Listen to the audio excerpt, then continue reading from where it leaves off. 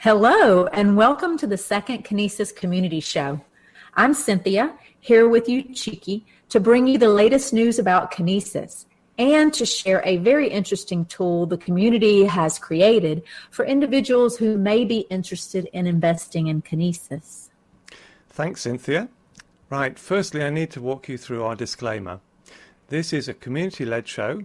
Some of the presenters and panelists may be invested in Kinesis. Opinions presented are their own and do not necessarily reflect those of Kinesis. While we've made every effort to ensure the information presented is accurate, we take no responsibility for any errors or omissions. The show is for educational and entertainment purposes only.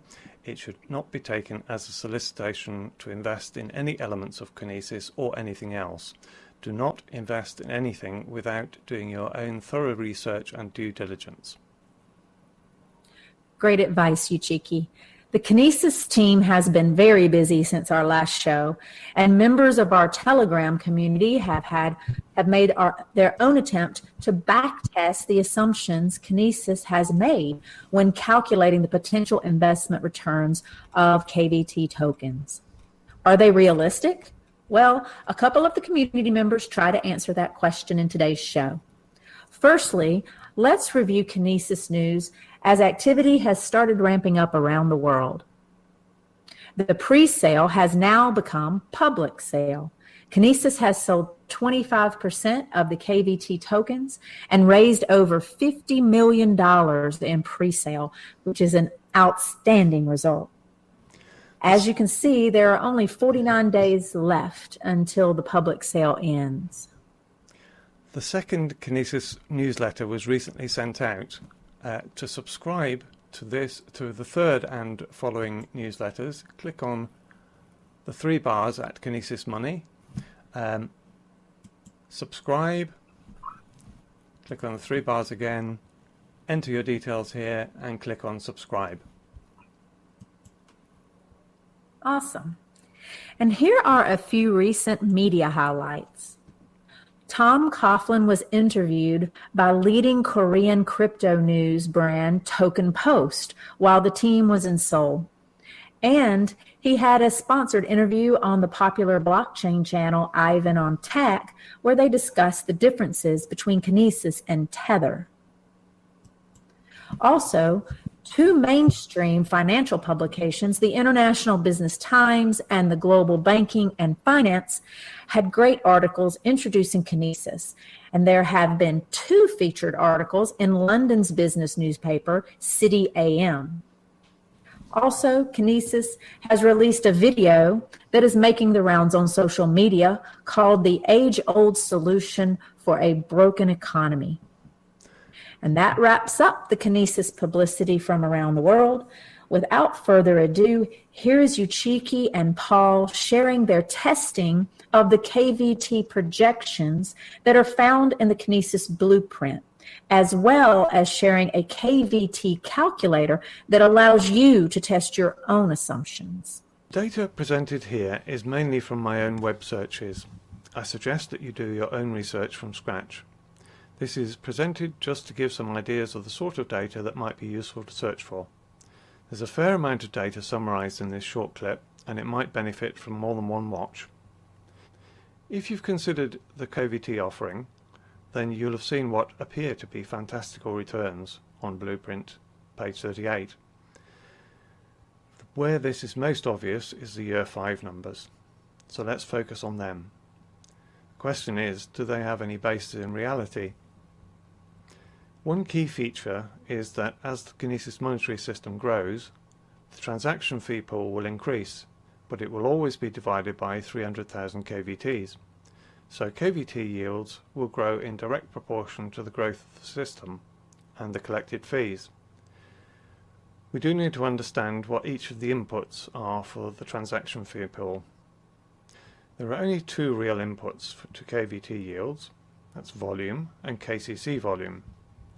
Volume is the total value of payments made in K-coins. The KCC volume is the proportion of this that happens for marketplace transactions. Debit card payments based on K-coins also count towards these. From these, we calculate the fee pool, take 20% share of it due to KVTs, and divide by 300,000. Ideally, the volume would be sourced independently, but it can be derived from market cap and velocity.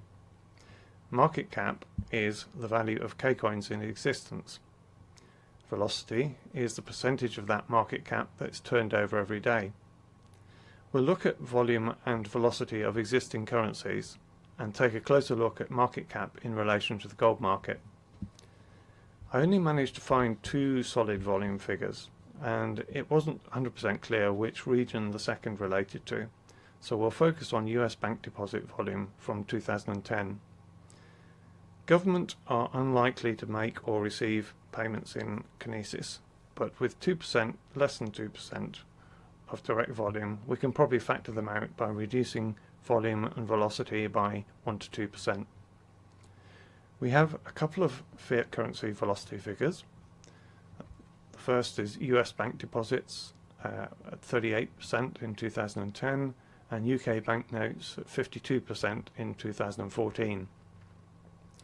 We also have some crypto numbers, but they're not really being used as everyday currencies. My best guess from adjusting the US bank deposits data forward to 2017 is 27% velocity. The blueprint references market cap as a small percentage of above ground gold. Since there's a strong incentive for new mine supply to be minted into Kinesis, I'm going to assume that Kinesis will capture 500 tons in 5 years in this way. For the remainder, I've tightened up the definition of what's potentially available to see if the percentage rises to unrealistic levels. I'm going to assume that private investment gold is the only gold that can readily be transferred into Kinesis. Here are the transaction volumes of some of the existing online marketplaces. We'll relate KCC to eBay for comparison purposes. So, now that we've looked at some real-world numbers, let's compare some projections to them. We have the blueprint numbers here, along with a mid-range and a break-even projection. I've converted the market caps to gold tons, then taken off and assumed 500 tons over 5 years from minting miners, then compared the remaining amount to total private investment gold of 40,000 tons.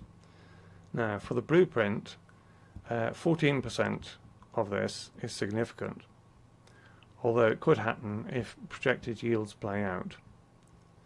2.5% seems fairly moderate for the mid-range and break-even setups. I've compared the volume figure to 2010 US bank deposits volume because it's the only solid figure I have. The current bank deposits volume will likely be a higher figure, and a global equivalent would be a multiple of that. Over 4% looks chunky for the blueprint, though that could be significantly overstated, especially if we could find a recent global volume figure for comparison.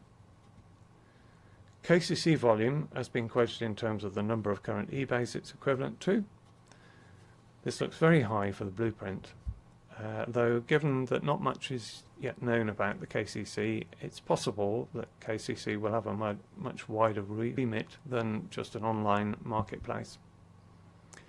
The break-even projection produces a yield of 10% of the KVT cost price in year 1, which should underpin the capital value of KVTs at that cost price. It seems likely that at worst, the velocity will exceed that of Bitcoin and Ethereum, so if you think that the market cap is reasonable, there seems to be a decent margin for error.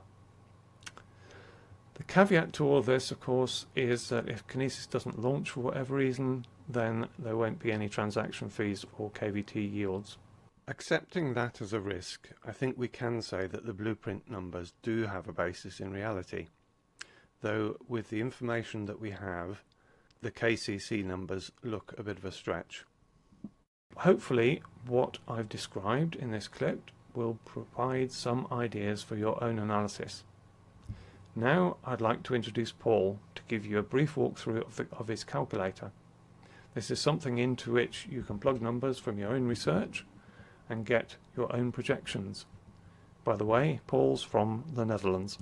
Here you see the KVT calculator. With this calculator, you can calculate the yields you will get if you buy one or more KVTs.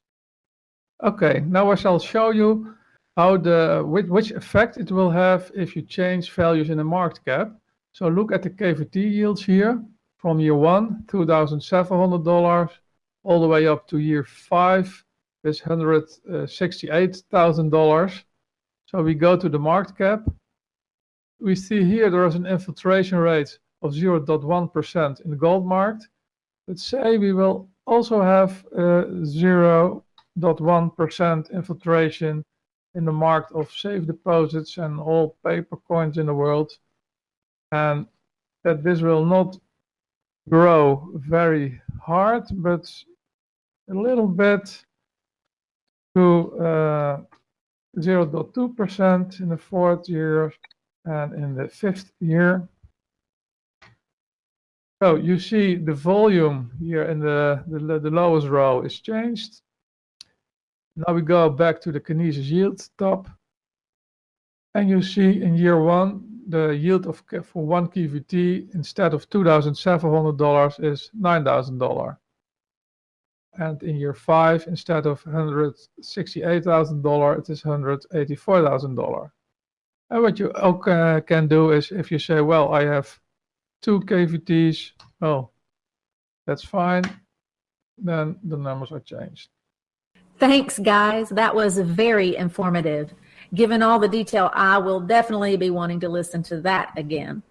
There are some relevant links in the show notes that will help our listeners as well. Thanks, Cynthia. Right, talking of KVTs, this image was one conjured up by Cynthia and brought to life by Maximus. Other ambassadors will be recording upcoming segments, which I'm really looking forward to. And that's about all we have time for now. Thanks for watching, and we'll see you next time.